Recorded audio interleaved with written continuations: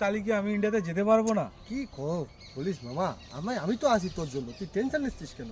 আমি মাঝির সাথে আমার ভালো সম্পর্ক আছে বুঝছস, ওর সাথে আমি ভালো কন্ট্যাক্ট করে মাঝি রয়েছে। তুই তাহলে একটু বলে দেখ, টাকা পয়সা টেনশন করেছে, টাকা পয়সা আমি ওখান থেকে গিয়ে লাগিয়ে দেবো। বল না দেখি। ও দাদা, হ্যাঁ বলো। ভাই দাদা শুনে যাও না একটু, কি বলো বলো। এসো এখানে এসো। আমি ওখানে যাচ্ছি।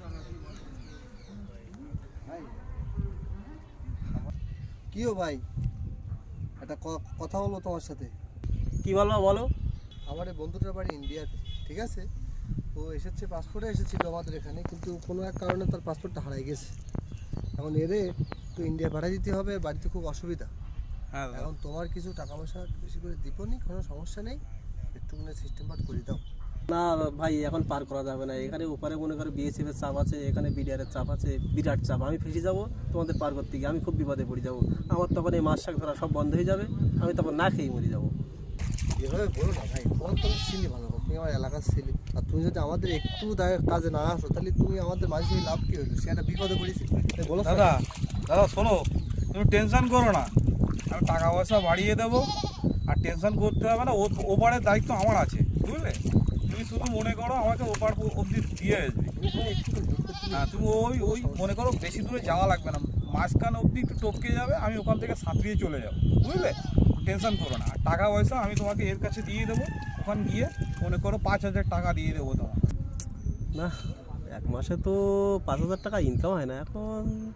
এরা একটু বাড়াইটাই দেখি, আর একটু বাড়াই বলি, দেখি দেয় কিনা। 1,010 টাকা চাই, দেখি যদি দেয় তাহলে এক মাসের কামাই বেরিয়ে যাবে নি। আচ্ছা ভাই শোনো, আমি কি বলি, এ তো বিরাট রিক্সের কাজ। আমি শুধুমাত্র ওই মাঝখান পর্যন্ত যাব, মাঝখান পর্যন্ত যেয়ে তুমি আস্তে করে ওইখান থেকে টুপ করে লেগে যাবা। এই 5,000 টাকা দিলে হবে না, 10,000 টাকা দিতে হবে, তাহলে আমি এই রিক্স নিতে পারি। আর না, এই রিক্স আমি নেবো কেন ভাই, বলো দিন। তাহলে মনে কর যে 10,000 টাকা যাচ্ছে, 10,000 টাকা দিয়ে মাঝখানে অব্দিও যাবো কেন? আমাকে মনে কর একবারে 5 লাগিয়ে দিতে হবে। অবশ্যই দাদা, তাহলে আমি 10,000 টাকা দেবো, তুমি আমার একবারে পুরো ধারে দিয়ে আসবে।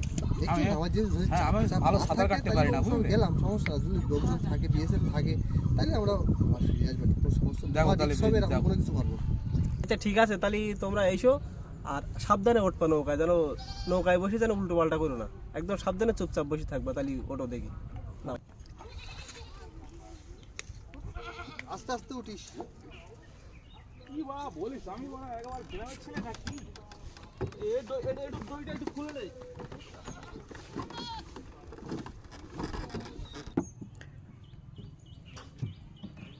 চলো চলো, তোমাদের দিয়ে আসি।